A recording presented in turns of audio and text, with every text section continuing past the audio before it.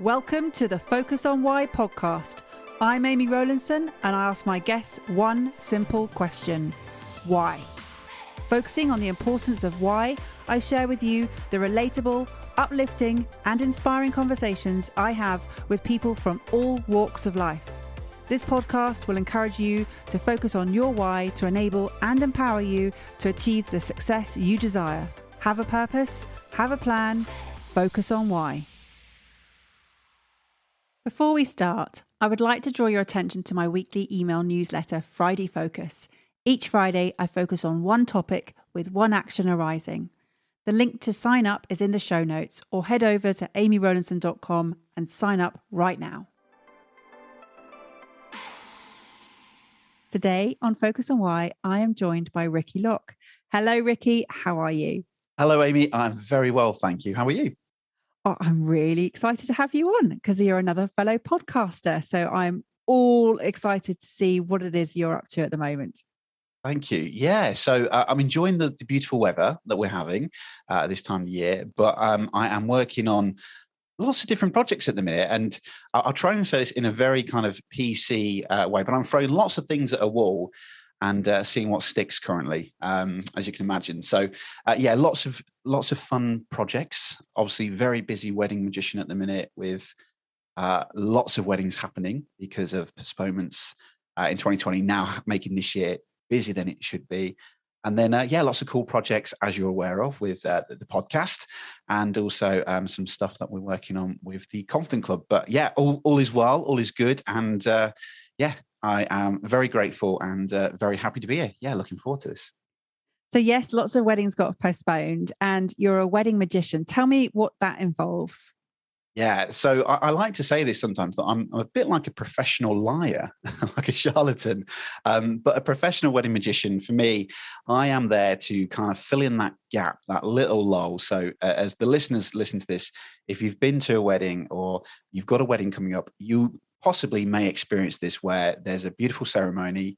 And straight after, the photographer may have some group photos, and then the photographer will take them away to have those wonderful first-time photos. And everybody stands around looking at their watches, talking about work, the weather. We love talking about the weather in England as British people, and COVID. We're still talking about that, even though it was years ago. So rather than having that, I come in and perform close-up magic. So kind of mix and mingle, a bit like a cocktail kind of reception, kind of outing kind of thing. And I perform magic to everybody, making sure that we break the ice and we take them away from that lull of, God, when is the food ready? And actually, let's have some fun. And yeah, do lots of different various services on that, either at the drink reception, evening reception, wedding breakfast as well, in between courses, and then also with some services of master of ceremonies as well. Yeah. So a filler of gaps, how does that make you feel that you're not center stage? Yeah, it's funny, isn't it? We're in the hierarchy. We're quite far down. We're kind of classed as a luxury extra because you go for the venue, the cake, the photographer, the registrar, and we are pretty much the extra. So by saying it that way, yeah, you're absolutely right. It makes you feel rubbish, actually. No, it's a lovely thing. It's one of those things, unfortunately, that we are in the planning stage is quite last minute. You know, if the budget then is allowed, then obviously people will then have us at the wedding. But it does, yeah, it's one of those things we always try to encourage people that we might be, you know, the entertainment, but everybody kind of thinks about the entertainment last.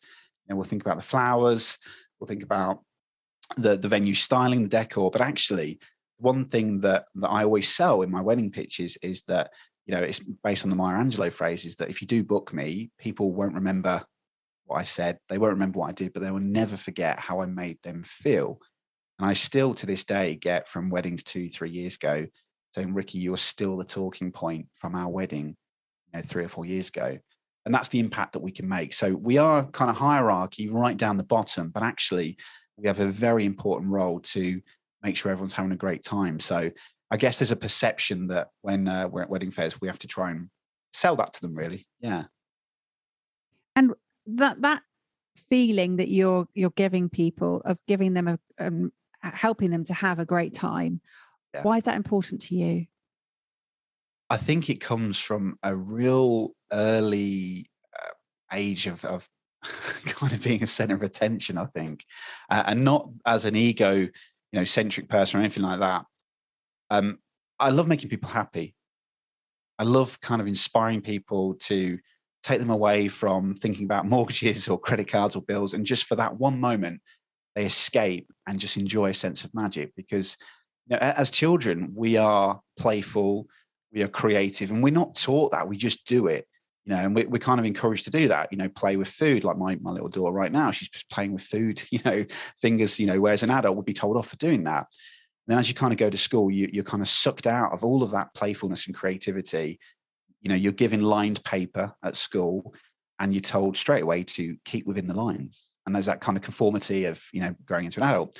So it's brilliant. I love it because it kind of transports people back to kids again, of feeling that sense of wonder. Because life is difficult and life is challenging. We've all got things going on, especially over the last 2 years with the global pandemic. People's headspaces are in a different world. So we can transport them from what's going on in their life to actually just have a sense of wonder, a little bit of magic, to make them just go, wow, oh my God, So the reason I love it is because I think originally when I first started out, it was a skill level, probably as a social cue to perform it in the pub, perform it at parties, maybe as a social cue to make people want to like me, or, I used to use it back in my career before I went full time. And it was a way for me to engage people, to either create belonging, whether it was in my career at a briefing or a workshop. It made people feel part of something. And then it kind of later transferred into serving that audience of actually, let's make these people have a great time. Let's create a moment of magic that they'll never forget. And but yeah, I think it came from an early age of playing instruments, playing guitar, being on a stage. It's funny because obviously the whole name of this podcast, one of the things I did many years ago in my career was we did an exercise called Define Your Purpose. And we did a timeline example where we went back in time and looked at some of the key moments that you remember. And I always remember performing or presenting, so being in front of an audience. And I think that's come from an early age to now, where it's like I want to, not for me to be the center of attention, but I want to enlighten people. I want to make them happy. I want to inspire them, whether it's the podcast, it will be to make them take some action or to think something differently. And with the magic, it's to transport them away from everyday life and just escape and have this sense of wonder and enjoy magic. Can you remember, Ricky, the first time that you experienced seeing magic being performed? Yeah, a good friend of mine, Alex Castles, secondary school, did a simple coin vanish from one hand to the other. And it was just that moment of, how did you do that? Like most people say, most reactions, it's like, oh my God, how did you do that? Because you start logically thinking physics, that can't be possible. What's going on there? And for me, it was that point thinking, that's really curious. I love that.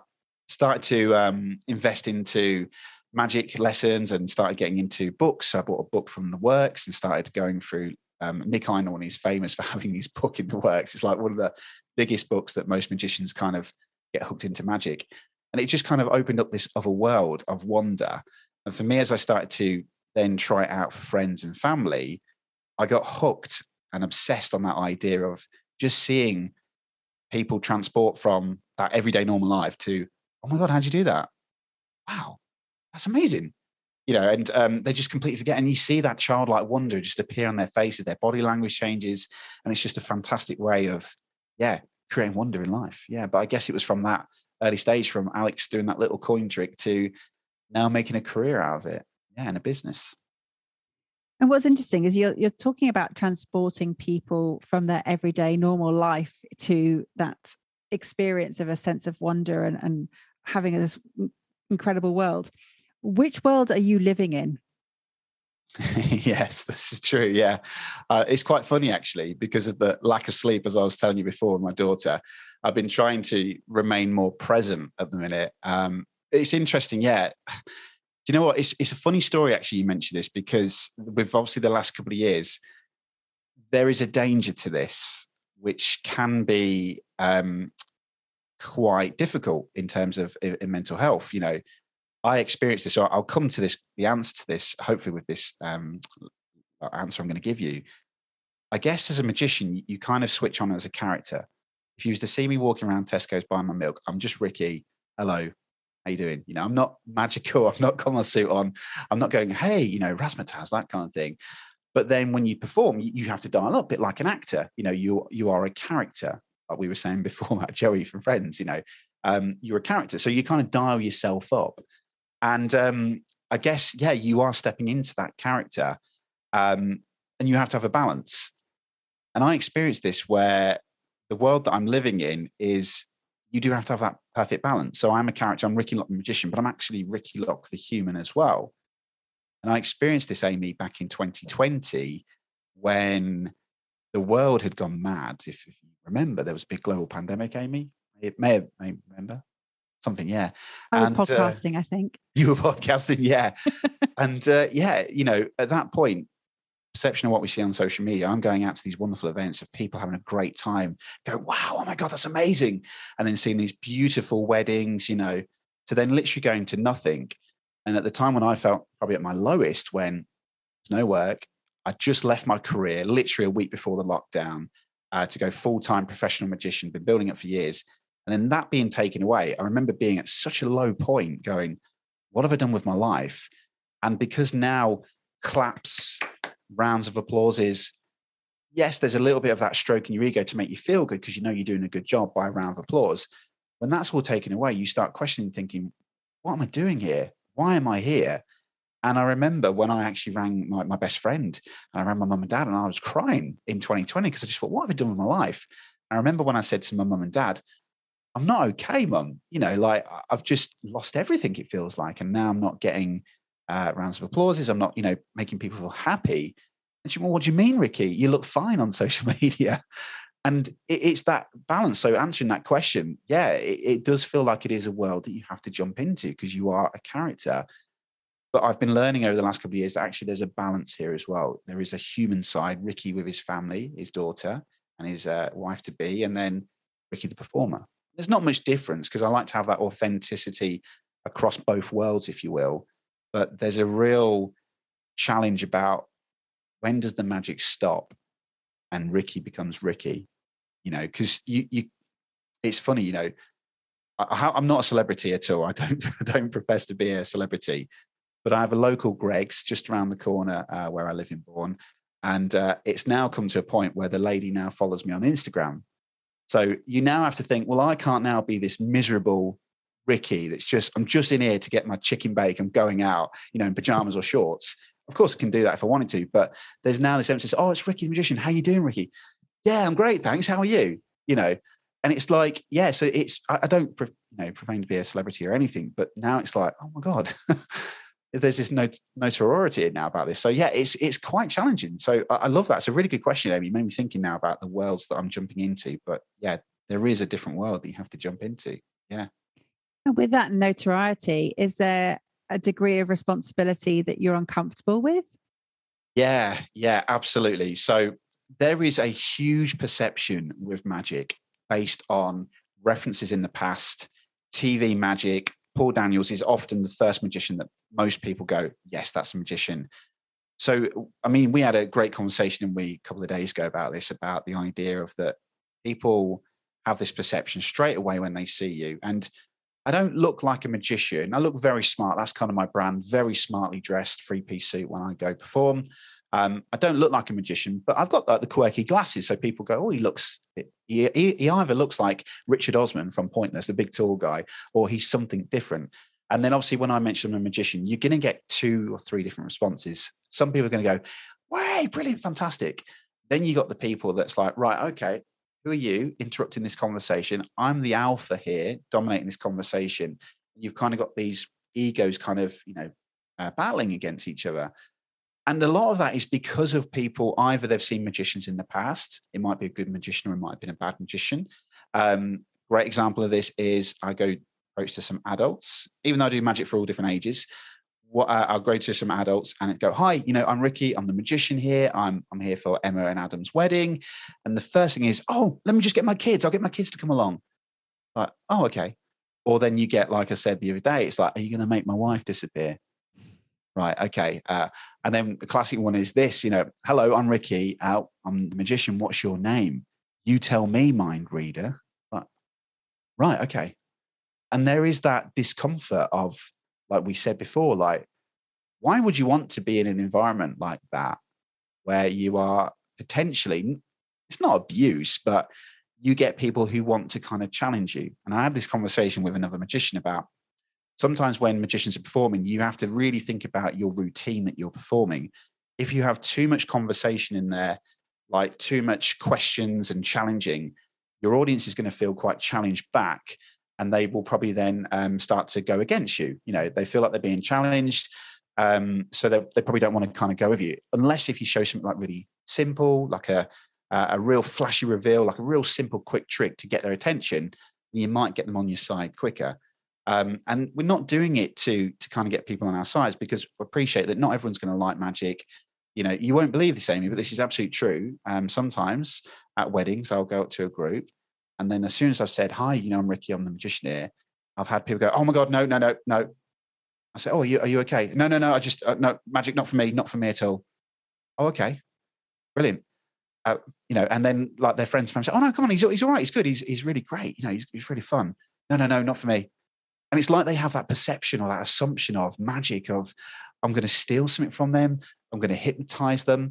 And we're always kind of battling over those stereotypes, because that's what people have seen. That's become, like what we mentioned, NLP, their belief system is formed because of those references, and actually it's not about that at all. All I'm here to do is to create magic. And magic is nothing to do with the trick. The magic is that feeling you're going to experience with me being here.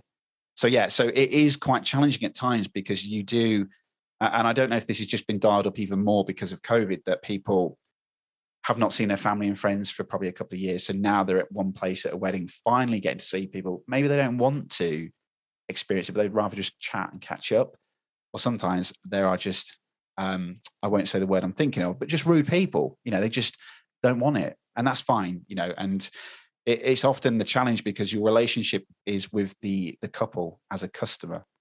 You don't know who's going to be there at the wedding, and we can't pick our family, Amy, can we? We can't pick our family, but we have to deal with that sometimes. And you don't know who's going to be at the wedding, so there is constant hurdles and challenges.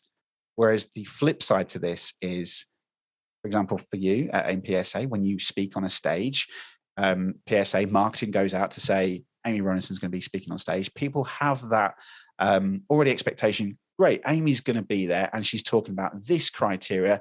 That's something I'd love to learn. Therefore, I'm going to go to that event. If it was some criteria that, no, I don't think that's really for me at this time, I'm not going to go to that session. But the people that arrive have that expectation that you're there. So you've kind of already passed that first hurdle. As a magic show, or even if I'm speaking on a stage, people go, I know he's going to be there. I know he's going to do something magical. I'm excited. And you don't deal with that. So I've learned now over this last 2 years that close-up magic has become not a challenging kind of role, but it's like, okay, how do we kind of now deal with this? Is it something that I want to do forever? And now how do I deal with that in a completely different way? And what's actually right for me? What's filling my cup? Do I really want to be going to, for example, I went to a wedding a couple of weeks ago and there was some football lads there, not stereotyping at all here, but they were not drunk, Amy. They were on something else, so right there and then, okay, maybe that's not an environment that I want to be in, so it's quite strange. Yeah. It's something that if you then break that down thinking, well, what is it that I'm doing here? I'm creating magic here. So then how could I create magic in podcasting, in speaking? And let's break that down and think about what is it we're doing here? So yeah, great question that. Well, it was led from the fact that you said earlier that you fill in a gap. Now, let's say that your life is a gap between the day you're born to the day that you die. And you said earlier that you spoke to your mum and dad and you were questioning, why am I here? Now, you just mentioned podcasting and speaking, and that magic may not be what it is you're here for. So explain where you think you're going to be directing your energy towards. Yes, that's a fantastic question, Amy. Fantastic question. I believe that I'm always doing something. So I'm this open guy. I'm a bit of a kite in the string guy. Danielle's my string. She pulls me back down to earth and grounds me, keeps me going. And I'm often floating around doing all these wonderful different things. From an early age, I grew up in a, kind of small village, lovely, no regrets at all about my childhood, wonderful childhood, but it's very much a controlled chaos in the sense of that. I think the expectation was very much a case of you go to school, you leave school, you get married, you get a job, that's it. And your kids go to school, that's it, that's your life. There's nothing wrong with that at all. But for me, that was just never enough. I was like, no, there's got to be more to life than this. There's got to be more things out there. I don't want to have that kind of ordinary kind of life. And there's nothing wrong with that. That's great for some people. But for me, there was this burning desire of what's more, what's next. And that kind of belief has always kind of sank into my subconscious, I guess, because as I've gone through life, thinking about, I remember when I said to my mum and dad, I'm going to go full-time magic. And my mum went, are you sure, Rick? How are you going to pay your mortgage? So it's a great reference point. Now, that's just because they've lived their life in that way. They've had hereditary, experiences, that kind of thing, that belief system for them is not taking risks, and I've always lived that kind of comfortable life. And now I'm taking risks and I take responsibility for that. So I guess, going forward, I've forgotten the question now. I've gone so off topic here, haven't I, Amy? I'm enjoying this too much. That's all good. We were just talking about how you're filling your gap, where the purposes piece is coming in, and what legacy you might want to leave. Yeah, thank you. Thanks for putting me back in there.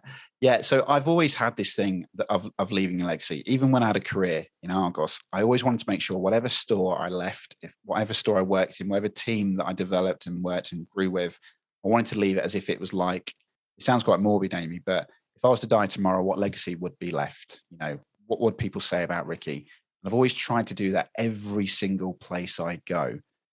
And now I think I've come to realize that actually that my legacy, what I want to do is I want to leave this earth, obviously better than I've obviously come into it. But if I can kind of inspire people like the Rickies of 20 years ago, just thinking that this is just your path. Actually, there's more to life. There's more that you can actually achieve, and helping people either become more confident, either break those limiting beliefs, that kind of thing. With the podcast and the speaking, I get so many people say, Ricky, you're so confident. You're so confident. How do you do this? And to me, I just kind of, I don't expect, I don't take failure, because we know, NLP, presupposition here, there is no such thing as failure. It's just an outcome.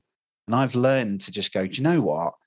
That's just, wow, how fascinating. I'm going to now do something different. Whereas I've encountered a lot of people in the small business world, in the wedding industry, of just very unconfident, not wanting to they've got these limiting beliefs. And I'm thinking that actually I'm doing all this wonderful stuff, and now maybe I can help people do that too.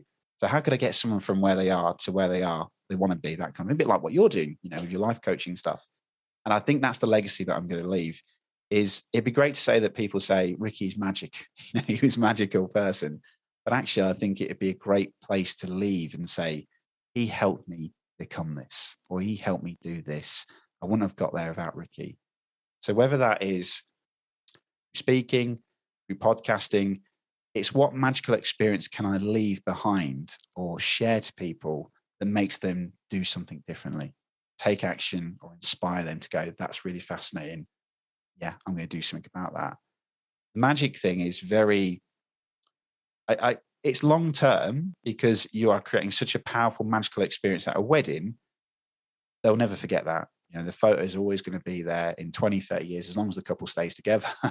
They'll always look back and that, oh my God, yeah, that magician was great. But actually, I think the stuff that I've been doing with the Confident Club is that helping people break those limiting beliefs of, I'm not a great presenter. So scared of presenting, because I did a presentation 20 years ago and I cried my eyes out because it was terrible. And then going for the end of that workshop going, oh my God, this is the best workshop I've ever been on. And wow, I feel so confident now that I want to now go do more presentations, and it's just going to make my life so much better. That's magical. That is, for someone to kind of get that feedback, to kind of empower them to go, I'm really confident now. I'm not afraid to be in front of an audience. I can now present without notes, without slides, because everyone just goes deaf by PowerPoint. or tortured by PowerPoint, as Paul McGee says, So I think that for me is what I've learned over these last 2 years, that actually magic is a great path, and there's still going to be that element of magic for Ricky, but actually the legacy I think I can create is actually something much more profound, much more powerful, and inspiring people to just unlock the best version of themselves. Yeah. And I love the fact that Locke is your surname. It's just such a great word, to use that in the unlocked element. Tell me, Ricky, the Confident Club, the podcast Unlocked, the fact that you introduced yourself right at the beginning as a professional liar, and yet, yes. obviously, tongue in cheek here, but the confidence does come with you, and it is something that you exude in these areas. You've got lots of different projects, and that you're throwing things at the wall to see what sticks. You know what's going to stick in your heart, really, don't you? Yeah. It's the whole thing, isn't it, of like filling the cup. What is actually filling your cup? Diane Ackerman has that great quote. It's on my wall of, I don't want to get to the end of my life and just find that I lived the length of it. I want to have lived the width of it as well. And I think I've always been a bit of a jack of all trades, not master of many things. But so to kind of explore this a little bit more in more clarity, I guess, as a kid, I still can do it now. I play guitar, drums, piano. To a lot of people, that's quite, oh my God, Rick, that's quite a lot of things there. And it was just because I was just curious. I just wanted to learn, like, why can people do that? That's amazing. That sounds brilliant. I'd love to learn that. And it wasn't as an arrogant piece to show my friends. I remember when my friends used to come around as a kid and we'd play PlayStation, I'd say, I've just learned this new tune. It's a great cover of Fall Out Boy. Can I play it? They're like, yeah, sure. And they're not kind of really bothered at all. But for me, I was like, I think there was something burning desire in there that, look, I can show you that you can do this too. Look, I've learned this normal kid, this normal ordinary guy from, sunny Cambridgeshire can do these wonderful things. And I think at the time I didn't really expect that, but now you're right. I think now I've understood actually what sticks is I've left a stable career, taking a risk 1 week before the lockdown when everything disappears, still here now to prove to people that actually you can do anything that you want to. And that through the podcast and the speaking, the Confident Club, it just, the values just fit in line with everything. So you're right. Yeah. I guess COVID was a great time, wasn't it? To throw lots of different things at the wall, just to play, to be curious. And now I'm actually looking at that wall, I guess, and seeing, yes, that's what's sticking now. Now let's go do that. Stop taking all this information in. Stop learning lots of different things and just go do. Now that's the thing. It's the next step of, all right, let's just go out there. Stop thinking, just do. That's it. Yeah. And it's interesting because you talk about the jack of all trades and master of none, but you know what the full phrase of that is? No, I don't actually know. So jack of all trades and master of none, but oftentimes better than a master of one. I love that. Yeah, it's true. So, yeah, it's great. So in terms of your values fitting in line with everything you're doing, do you have you recently done or very aware of what your core values are? Yeah, I had a great chat with Steve McDermott from the Confident Club about this, and this is why we get on really well. It's about fun, flexibility, freedom, and family. And when I look at those, it's all FFs, 4 Fs. I don't know why it's all in Fs, but there's loads of other things, I guess, as well, with authenticity, whatever. But those were kind of the main things. And I think this kind of answers as well what we were talking about earlier on when I'm going to weddings and I'm getting potential abuse from people saying, come on then, steal something from me. Come on then, read my mind. Actually, that's not fun. So why would I want to involve myself in an environment where that happens? And that going forward is me taking responsibility, thinking, right, maybe I'll have a deeper conversation or deeper questions with my clients to work out, is this the right fit for me before I just take it? And I fully take responsibility that I've taken on bookings this year out of desperation from 2020 because there was nothing. You just said, yes, I'll take your deposit. We'll do it. So now going forward, those values has to fit with everything. Like Steve and Curly from the Confident Club have a great thing. They say, we only work with people we like, which is great. And it's true. We only want to work for companies that we really like. And that's the thing for me with the magic. Although the Confident Club is going to, be a huge part of my life and my business, the magic is still going to kind of still be there because I still like doing it, but probably just like being picky now. But it's got to fit with me. Is it a fun place? Is it flexible around my life so I can have that freedom to be with my family, So that's what's going to be. And also with the speaking and podcasting, that kind of all fits in. So it's definitely going to be those for me. Yeah, I love it. And it's so key to be aware of what those values are, because then you can make such easy decisions. And that's where a lot of people struggle with making decisions, because they're not clear on what their values are. And so the simple yes, no answers just don't happen because they don't know. They don't know what the answers are. Yeah, which, you know what, in 2020, I mentioned earlier on, I had a real low point that, I sat there and the egocentric, let's talk about Ricky here, me, I've got no work, I've got no weddings, I've got no, there was a huge global pandemic going on, people were dying. And it took me a while. I remember chatting to my mentor, Bev, when we said, and, I created a podcast from it for a therapy really, and talk about life is tough, my darling, but so are you. And there was this real incident for me that happened in 2020 when my uncle unfortunately passed away of Parkinson's, which is just an absolute horrific way. Parkinson's disease is just horrific. What a sad way for him to leave this earth. Him 10 years ago, he was a shell of a man. It was so sad, and for his family as well. During COVID, we didn't obviously get to go to the funeral. And it was at that point that I realized, whilst I'm moaning about, no money coming in, how am I going to pay my mortgage? All these things that were out of my control. I realized at that point that whilst he had disappeared, he would much rather want to swap with me and still be here with his family. And I thought at that point, every day that I get up, it sounds kind of wishy-washy, but it is a gift. So why not am I just living life to the fullest? I've been given an opportunity to go create, pardon the pun, but create magic today. So what does that involve? So that's now kind of where those values are starting to shape. So I've woke up today, great. And I think as Andy Cope says in his book, The Art of Being Brilliant, he says, if you can wake up every single day and you don't have toothache, you are winning in life. And I thought that's a great way to start, isn't it? But thinking about perspective, my uncle would much rather be here today. He can't be here, unfortunately. So if he was here right now, then he'd be living life as best he could, or at least being here with his family. So whilst we're here, that's it. I'm going to try and I'm not going to try. I'm just going for it. I'm absolutely doing what's right for me, what makes me happy, and helping people be the best version of themselves, whether that's through magic, making them feel great, whether it's in the podcasting, by sharing a story or sharing a message or sharing a guest expert like Amy Rowlandson's coming on the podcast soon, or even if that's in the Confident Club, that's what's for me. Yeah. And there's a reason why every day is a gift, and it's called the present, isn't there? Yeah. It's the smelling the roses, isn't it? When was the last time we smelled the roses?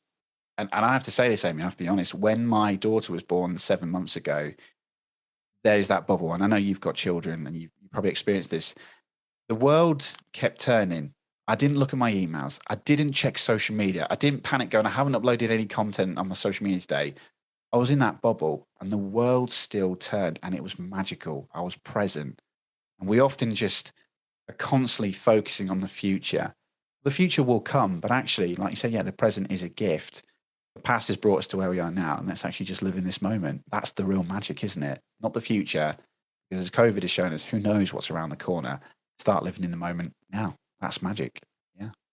And when was the last time you actually smelt a rose? That's a good point. I can smell them when I walk in Tesco's. Not the same. Not the same. Yeah, no. Do you know what? It's really good point. I think 2 days ago we had a great example of this. Me and my fiance, when we started thinking about, we've got our own wedding coming up, and we just had that moment of just being present. We've been following the whole Wim Hof procedure at the minute, with the Wim Hof method, with the breathing and the cold showers, which helps us with that as well. It was just nice to just think, we're with our daughter today. This is a beautiful day. This is amazing. Stop thinking about the future. So I'd probably say it's about 2 days ago. And it was, I remember a moment after it, waking up and going the next day going, that's the days that we want to live. I don't want to live like this anymore. I had an instant, actually, if I can share this, if I've got time, maybe last year, it was kind of a law of attraction kind of style. And I used to be this, not really a fan of this. I'm a bit of a logical thinker, physics, man of science. This can't be real. And it actually happened to me. And as you know, I got made redundant from my career. I've been there for 15 years in Argos. So for any listeners, if you've seen a little Argos store, a digital one inside a Sainsbury's store in your travels in England, then it was probably me that opened it up and ran a workshop for that team of team building and customer experience. And when I got made redundant, thinking I'm going to go full time with Magic, even though I'd lost everything, I wasn't getting any cash flow in because no people were just cancelling left, right, centre, and I was refunding everything. I had a lump sum still in my bank, but it was pretty much there to live and pay my mortgage because I got no support from the government because I'd had a business as well as a career, and there was more money in the career because when you start off a business, you just invest everything back in. So got no support. The only thing we got was the 3 months free, no mortgage payment, like everybody did, and that was it. So I had to take that responsibility to go, right, I need to stop draining this and do something about it. However, the reason I'm saying this was because I took responsibility and I started doing online magic shows, and it was great. It was a fantastic market in 2020. And then in 2021, I've been doing it for about 3 or 4 months. My laptop broke, and it was the week of 7 shows. Quite a great week for financing. It was probably like a month's worth salary because these were corporate gigs. Corporates were paying £300-400 for like a 45-minute Zoom, which sounds ridiculous, doesn't it now? And I just remember, woe is me. Why is this happening to me? I've left this career. Well, how about, all these sort of things. And I remember my friend saying, Ricky, stop moaning about your PC. Just go buy a MacBook. It's brilliant. It's so fast. The M1 processor will do so well for all of your equipment, all of your multiple cameras and all this digital setup I had. It'll handle it well. In my head, even though there was some money there, I had that big money belief of I can't afford it. Because all I kept thinking was that fear of I need to use that money to live, because anxiety, the fear of the unknown of the future, I don't know where we're going to be in 6 months. COVID scared the hell out of me because it gave me that belief of in an Argos job career, I was getting paid every single month. I knew that I would get paid. I could be lazy at Argos or whatever, but I knew that I would get money every month. When you go into a business, you have to find money to pay and live. And I realized that scared the hell out of me. Like, oh my God, the first time I'm actually going fully out on my own, I don't know how long this money's going to last. What happens? Am I going to have to go back, get a job, stock shelves, or whatever? And then I realized, you know what? I asked myself that question. I discovered it in the Minimalist book. They've got a great book called Essays, and it's just all their blogs in one book. And it's based on the WWJD reference, which is what would Jesus do? Now, I'm not a man of religion, but I found the idea to be quite profound, and I changed it to what would Ricky do? And I said to myself, what would the best version of Ricky do? So thinking of future Ricky, international speaker, famous podcaster, whatever he might be, what would he do? Well, he would take that risk. He would do it because he would know full well that if he paid for that Mac could then create better content, better podcasting material. It would make it faster, and he would do it, take the risk knowing that he'd probably get another job and pay for it. So I said to myself, I'm going to do it. I'm going to take the risk and do it. Weirdest thing happened that day. My friend Steve Key, who used to work with me in Argos, he said, Ricky, you did a couple of online shows for us in December 2020. We loved your work. We're planning to actually have our first in-person event in September 2021. We would love for you to come and do some magic, but also, would you mind doing your keynote for us on magical customer experience? And I was like, of course, yeah. And I thought, right, I'll give him a price. And for whatever he wanted, I charged him like £1,500. Coincidentally, I didn't realize this, Amy, at the time. £1,500 was the same price as the Mac. Now, I appreciate that is a lot of money for a lot of people. I definitely appreciate that. But Steve said this to me after. He said, that's fine. That's great. That works for our budget. How would you feel if we pay that today? Because we'd like to get it in for this year's tax records, because obviously it's the end of year. It was March 2021. And I said, yeah, sure. Yeah, all right, go for it. And it was in my account. And I went, that's my MacBook. And I bought the Mac, and yeah, it was fine. We saved the day. I managed to get the Mac, and we did all the shows. But that night, I said to Danielle, I don't want to live like this anymore. I'm going to make this. I don't want this to ever be a problem. Think about beliefs and money or anything like that. And just at that point, something appeared on Instagram, and it was the painting of the scene from the end of the Truman Show, where Jim Carrey, he's about to go up some steps. He's leaving this world. And if you've not seen it, to the listeners, it's where his whole life is a TV show, and he doesn't know, kind of that lying thing. Everyone's lying to him.